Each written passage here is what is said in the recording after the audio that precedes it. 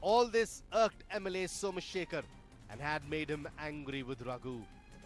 This was the reason the two took on each other at the Chief Minister's residence. Siddaramaiah had appointed one of his close aides to resolve the issue. He was Bhairathi Basavaraj.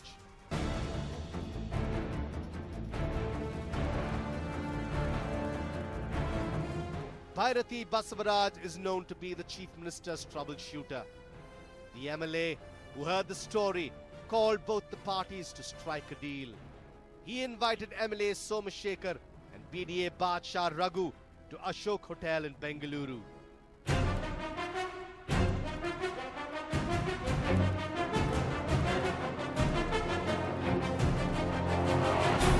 Here is an excerpt from their conversation.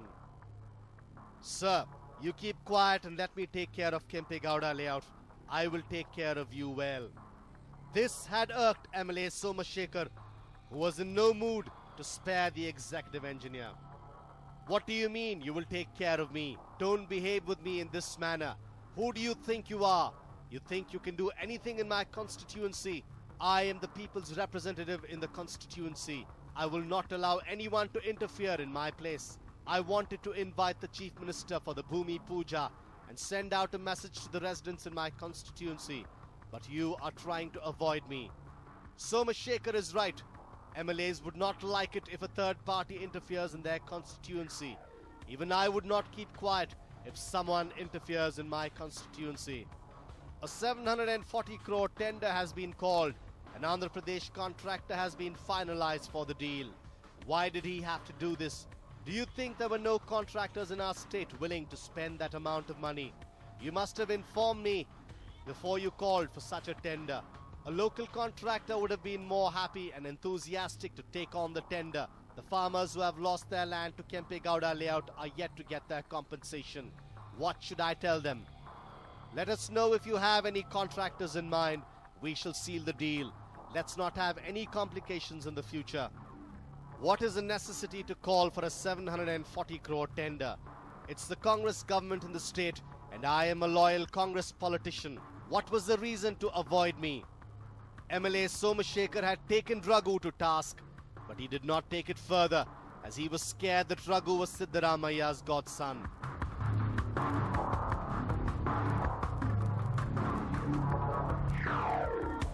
The meeting finished and Bhairathi Basavaraj told Siddaramaiah that he had sorted the issue. Now, by now, you might have realized how an ordinary BDA executive engineer is throwing his weight around in the political arena. But how is Raghu so powerful? Who is he and what is his background? Here's more. Raghu is an executive engineer with the South Division in the BDA. Everyone from the attender to the BDA commissioner is aware of his existence. The man claims to be Siddaramaiah's godson, and it is also true to an extent. Wondering why? Well, take a look at his corrupt history and you will know what we are talking about.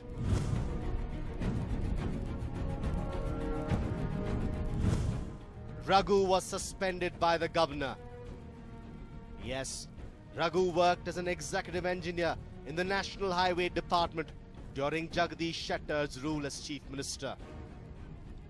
Believe it or not, the Lokayukta, who had heard about his corrupt practices, had raided his office to catch him red-handed. But the man had used his influence and did not get suspended.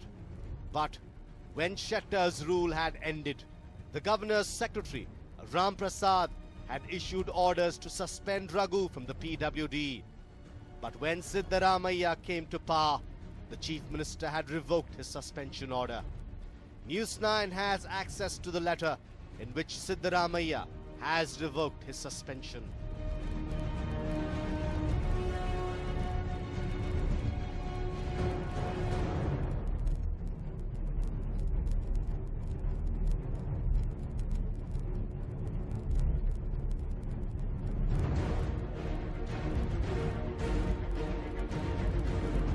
Siddaramaiah, who had spoken about corruption in the previous government, took less than 3 days after he became Chief Minister to appoint a corrupt official in his bureaucracy.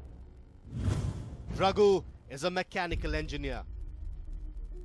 Raghu is a mechanical engineer by profession. However, he is only involved in civil work. If Raghu's profile is anything to go by, then he must have been working in managing gates for dams near rivers. His education has nothing to do with what he is currently doing. Raghu's caste is in question. Raghu is a native of Bengaluru and belongs to the Kurubas caste, the same caste that Chief Minister Siddaramaiah belongs to. But Raghu claimed to the PWD that he was a member of the Kadu Kuruba tribe. This helped him climb the ladder faster. Upon knowing his true identity, the PWD had filed a complaint to the Lokayukta that he had lied about his caste while joining the government. But the case is said to have been hushed up by Raghu. Raghu misused his powers in the PDA. Some of you might have seen the 10-story Bangalore International Academy building in Jayanagar. The location falls under the south zone of the PDA. Raghu is said to be the executive engineer in the south zone of the PDA. Believe it or not, the PDA Commissioner Shyam Bhatt had written a letter to Raghu stating that the 10-story building was violating the norms of the PDA. But Raghu, who was in charge of the limits, is said to have turned a deaf ear to the PDA Commissioner. Raghu built a bus stand for Chief Minister Siddaramaiah.